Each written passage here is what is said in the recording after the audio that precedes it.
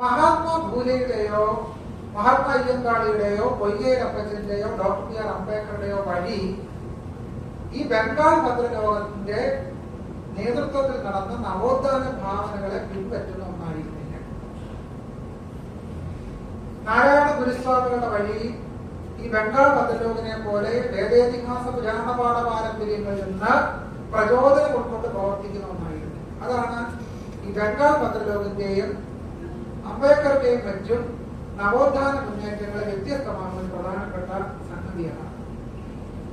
Doctor BR. Ambedkar പ്രധാനമായി അദ്ദേഹം അനിഗ്രേഷൻ of caste പറയുന്നത് ഏതൊരു യുക്തിയെ നിഷേധിക്കുന്ന, ധാർമ്മികതയുടെ ഏതൊരു ഭാഗവും നിഷേധിക്കുന്ന വേദങ്ങളും ശാസ്ത്രങ്ങളും ഡൈനാമിക് വെച്ച് തകർക്കണം എന്നാണ് ഡോക്ടർ ബി.ആർ. അംബേദ്കർ പറയുന്നത്.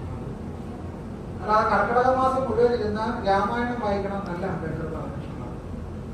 അങ്ങനെ രാമായണം വായിച്ചതിന് പ്രയോജനമുണ്ടോ? ഒരു പ്രയോജനമില്ല, നിഷ്പ്രയോജനം. വെറുതെ 420 രൂപ വരെയുള്ള വെളിച്ചെണ്ണയും ചെലവാക്കി 1 കിലോ വെളിച്ചെണ്ണയ്ക്ക് 420 മുകളിലേക്ക്. എള്ളെണ്ണയ്ക്കും അതുപോലെ തന്നെ ഭയങ്കര വിലയാണ്. അപ്പൊ ഈ വെളിച്ചെണ്ണയും എള്ളെണ്ണയും എല്ലാം മേടിച്ചുകൊണ്ട് വന്ന് വെറുതെ ട്യൂബ്ലൈറ്റും വലിയ ആധുനിക സംവിധാനം വന്നു. ഇത്രയും ആധുനിക സംവിധാനം വന്നിട്ട് നമ്മൾ വിളക്ക് തെളിയിക്കുക. അപ്പൊ എന്തുമാത്രം അജ്ഞതയുടെ ചാണകക്കുഴിയിലാണ് നമ്മൾ കിടക്കുന്നത് എന്നുള്ളതിന്റെ തെളിവാണ് ഈ കർക്കിടക മാസം മുഴുവൻ ഇരുന്ന് വായിക്കുന്ന രാമായണം പാരായണം. യഥാർത്ഥത്തിൽ ഈ രാമനോ കൃഷ്ണനോ അല്ല ദളിതർക്കോ ആദിവാസികൾക്കോ പിന്നോക്ക ജനതയ്ക്കോ സ്വാതന്ത്ര്യം വാങ്ങിത്തന്നത്. ഇവരൊക്കെ നമ്മുടെ സ്വാതന്ത്ര്യം നിഷേധിച്ചവർ.